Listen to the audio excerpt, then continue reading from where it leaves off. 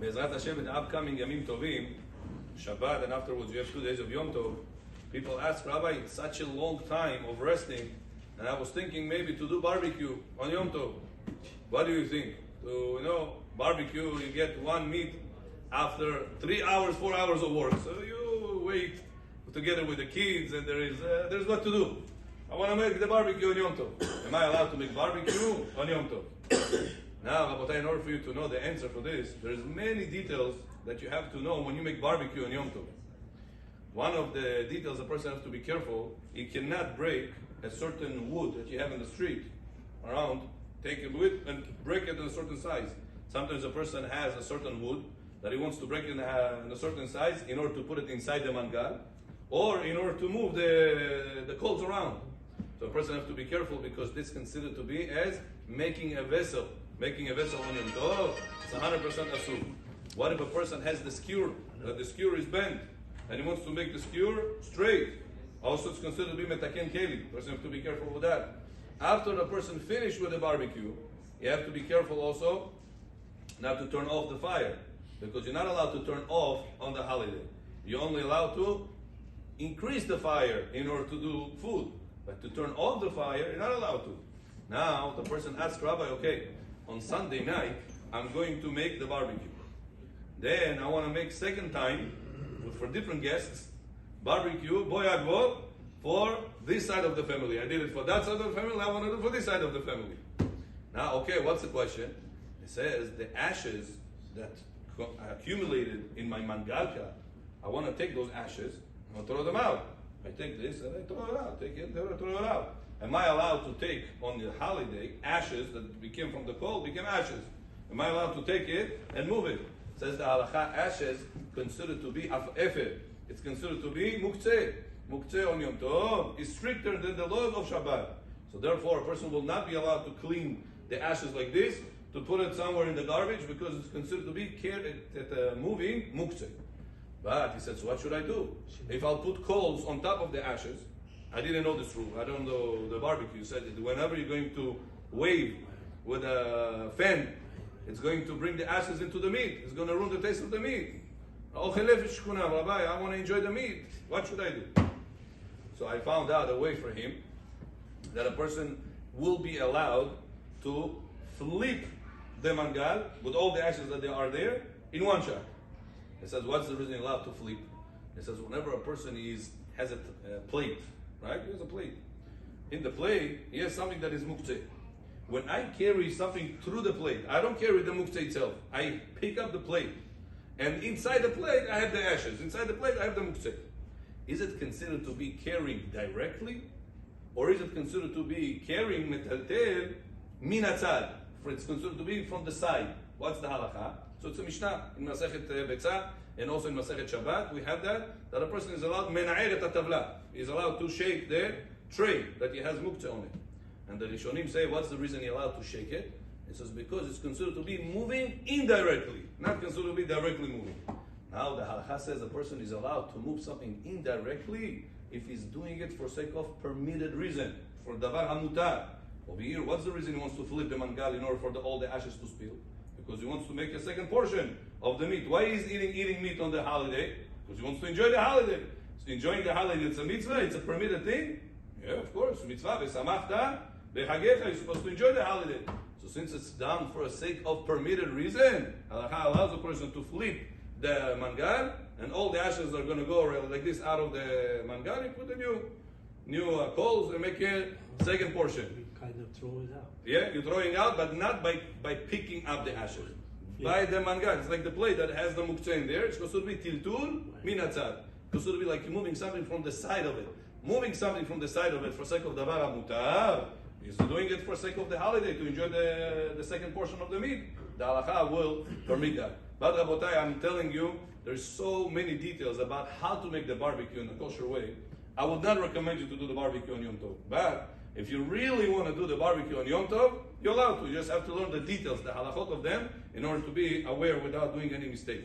As far as candle lighting, Motzai Shabbat, we're going to have another time to light candles for Yom Tov.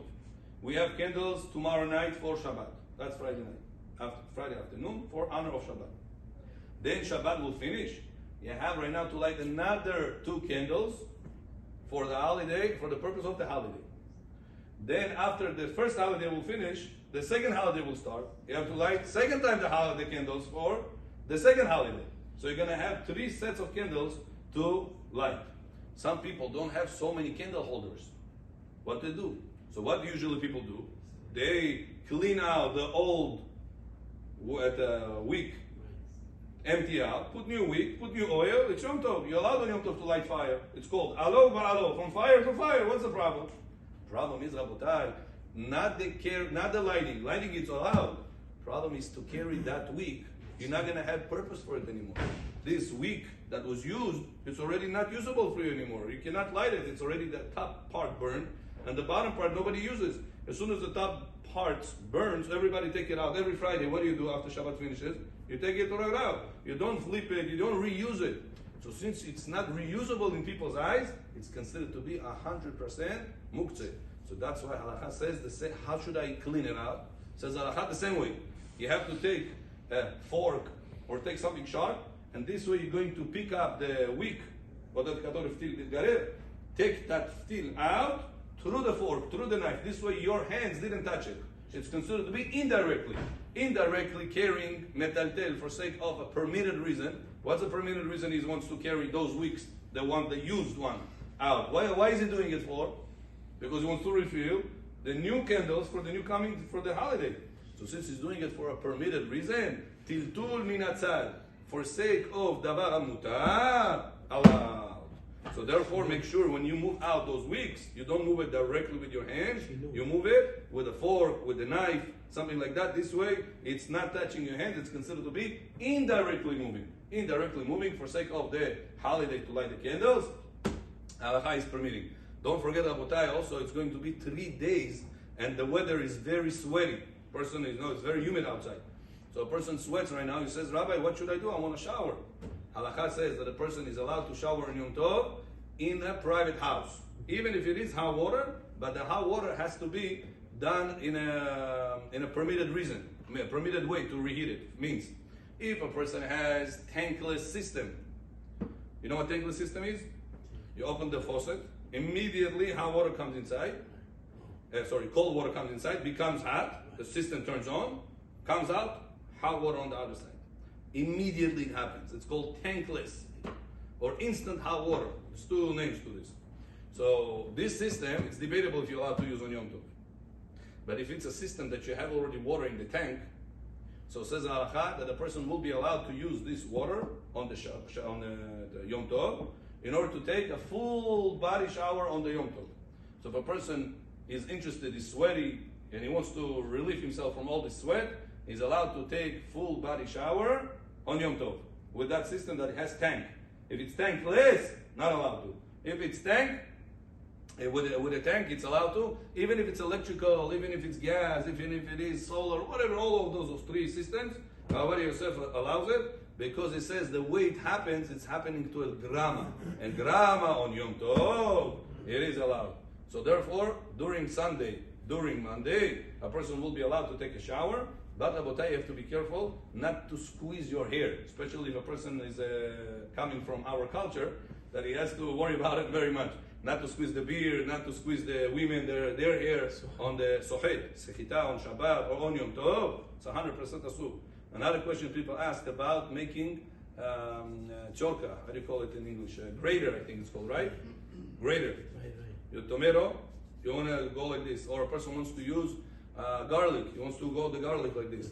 All these things, halakha says, since the taste of the vegetables that they are ground before the holiday will not be the same taste as if you're going to grind fresh, the taste changes. So since the taste changes, we don't expect you to grind it before the Yom Tov, before the Shabbat. No, you're allowed on the Yom Tov to take the grater, take the tomato.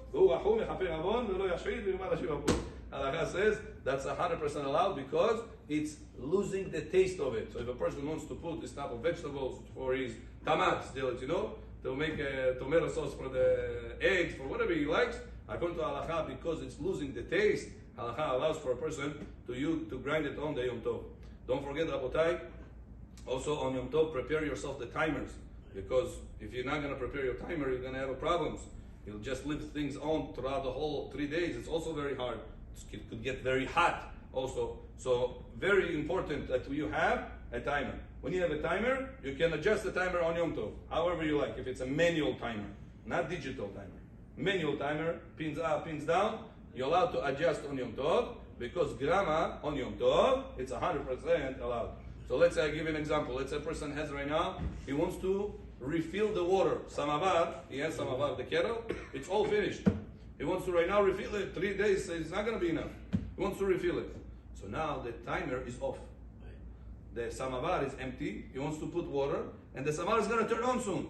Says halakha, since it's going to turn on soon, it's called grama. Grama on Yom Tov, it's 100% allowed. So make sure you plug in the samavar, the kettle, the tea water, plug it in through a timer before the Shabbat. This way, on the Yom Tov, when Sunday comes, when Monday comes, you will be allowed to adjust it according to your needs. Whenever it's going to be about to be empty, you can adjust it to be soon to turn off, and then you can refill the water, and the system will turn on soon because you adjusted. 5-10 minutes is going to return on. It's considered to be grama on the Yom Tov, and grama on Yom Tov is 100%.